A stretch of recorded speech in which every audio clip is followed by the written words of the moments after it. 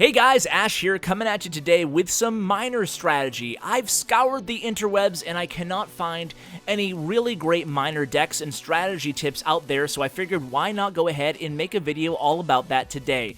So today we're going to be playing with this deck, or actually I'm not going to be playing, I'm going to be sharing replays because I don't have the miner card yet, but Manu does and he's been having a lot of success with it. So let's look at this deck here. The Zap Spell, the Mini Pekka, the Spirit Goblins, the Minion Horde, the Elixir Collector, the Princess, and the Cannon. Now, all these cards have great utility both in terms of offense and defense, and you're going to see the philosophy behind this deck throughout these replays that we're going to show you here. It's really basic, but it does take a little bit of time to get the hang of, especially in terms of when to use and when not to use the miner. So obviously, the Elixir Collector is going to hopefully provide you a good advantage throughout the entire match here.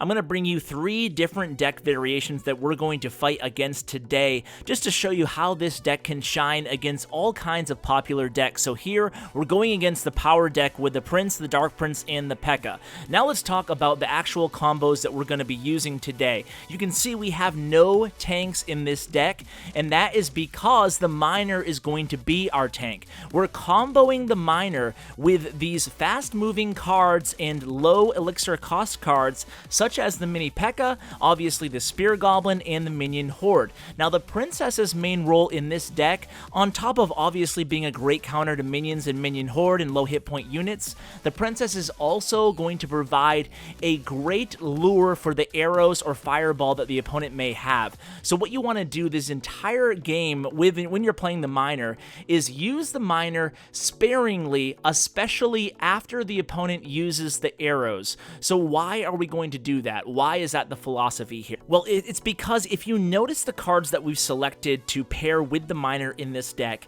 besides the Mini Pekka, everything is fast moving and low hit points, so the Spear Goblins and the Minion Horde are going to be your main weapons to combo along with the Mini Pekka with the miner. The miner will tank for you, and the Spear Goblins and the Minion Horde will be played once your opponent has already used their arrows or their fireball, and they're going to quickly get to that tower, and that's the combo in this deck. So here we're going to start the Mini Pekka way back, but behind our tower, he's going to be playing a little bit of defense here. We used a miner to take out the Princess from behind, and that's another great use for the miner card. Obviously, taking out a Princess with a miner is a great trade, especially when the miner can stay alive and target the Crown Tower or the Elixir Pump. When people play an Elixir Pump behind one of their towers, like so, you can actually deploy the miner. He's going to take out that Elixir Pump and present no value to the Elixir Pump, and at the same time, he's essentially still going to be tanking for your units. As you can see just now on the screen, Manu pulled off a great combo of a Mini Pekka and Spear Goblins while that miner was taking the heat from that tower, at the same time doing some extra damage to that Elixir Pump. Again with the miner again is tanking on that King Tower, and you can see the Mini Pekka is able to get a few swings in, taking that King Tower down to almost a quarter health. So very good job there by Manu, and that's the trick with this deck. You're using the miner to tank. He is your tank, and he's an instant tank. You can play him after the Spirit Goblins in the Pekka because he's so fast moving, and obviously you can place him exactly where you want to in terms of on the map. So let's go to the next replay here. We're going to go ahead and fight against this deck. It's going to be a Royal Giant deck. It's going to be an interesting Royal Giant variation using the Ice Wizard and Baby Dragon, as you can see on the screen right now, but Manu's deck is going to be the exact same thing, and again, we're going to start out this match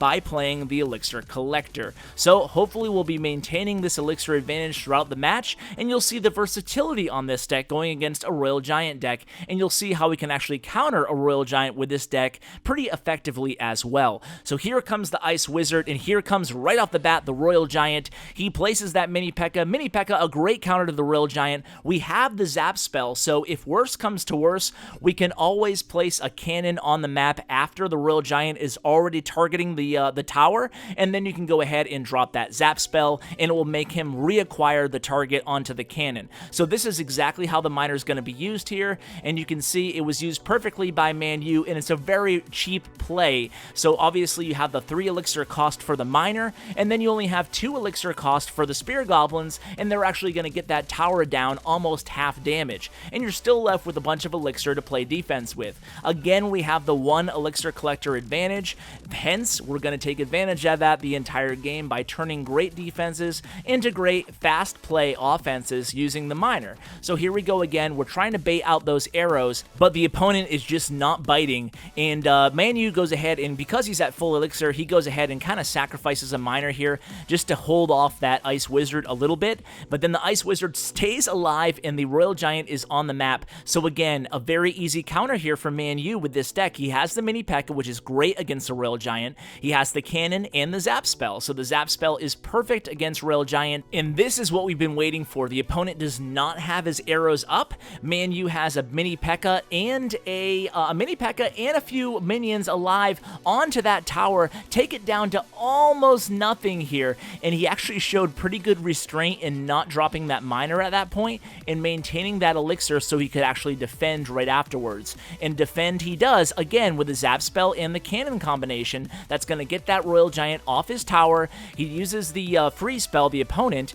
but Manu has plenty of firepower on the board right now, and here they all come in the opposite direction. So now he's able to take down that tower fairly easily using the miner, double miner actually, on that tower. And again, Manu is patient here. He doesn't go ahead and push things too hard in that left lane. He maintains plenty of elixir to actually defend because he knows the opponent has the royal giant. He's actually doing a little bit of damage on that right tower as well with that princess who's just been alive forever. So again, he's going to go ahead and counter this royal giant. He's going to try to get the zap spell available so it will retarget onto that elixir pump, but he just barely sneaks by with the Pekka and the spear goblins, and time runs out. So nice last second win there for Manu, or nice last second defense, I should say, probably. So let's go ahead and watch one more match here, and then we'll call it an episode. Hopefully by now you guys are really getting a feel for how to use the miner card effectively and what kind of combinations to use with it. Obviously, you can add different cards to this deck and mix and match if you want to, but this is a really solid combination here.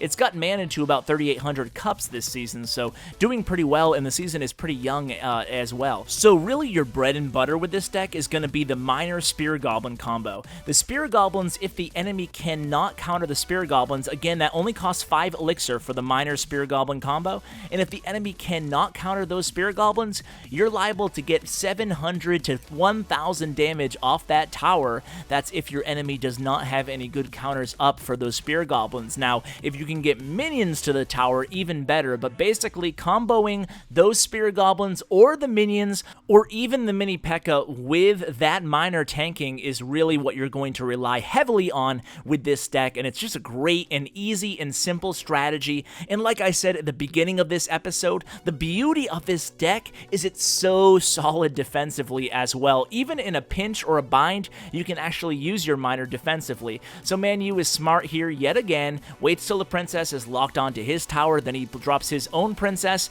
and this is the combo, the princess and the spear goblins and the miner on that tower. Granted, doesn't do a heck of a lot of damage because the opponent did have a counter up as well, so he goes ahead and he distracts those barbarians with a Pekka, uses a zap on the archers, and is able to really mitigate what could have been a really rough push on the opponent's end. So now he's going to go ahead and reload, and I can bet you right now he's going to drop the Elixir Collector, try to maintain that Elixir advantage again, and he does. He reloads that Elixir Collector that the barbarians got a few hits on, so now he's going to go ahead and wait a little bit. Hopefully he's going to turn another solid defense into another solid offense. So here comes a princess on the opponent's side. He's going to use a princess of his own, but then he's going to have the miner ready to take out the other princess, and here comes the miner. He's going to go ahead and two-shot that princess, and although he actually dies before he can get a hit on that tower, that kind of puts a little bit of a roadblock into this heavy push here from the red player. So now at this point he's going to go ahead and place a princess on the opposite side, get some more splash damage down there. He kind of sacrifices a minion horde because he has to stop those barbarians, knowing that there was a princess on the other end of the map. Uses a very nice zap spell again there, taking down that princess, and here comes the combo. This is it, the miner and the spear goblins and the mini Pekka and the princess all on that tower. Of course, the miner is tanking and doing a little bit of damage to that tower, but this time the opponent was there and ready with a defensive counter of his own in terms of those barbarians again. Now, a little bit of an ill-advised freeze spell here, and that's ultimately going to cost the red player the game here, because that puts him very low on elixir, and now he's going to play a hog, so now he's even lower. Manu's going to play that Minion Horde, and the Minion Horde is really what's going to do it here. You can see that princess actually took one shot against the miner rather than the Minion Horde, and that's exactly what you want to have happen there. The princess was distracted by the miner tanking for the Minion Horde, and Manu was able to lock up another win. So guys, I hope you enjoyed this strategy video, really going over the miner in a more in-depth episode. So guys, thanks for hanging out with me, and as always, take care.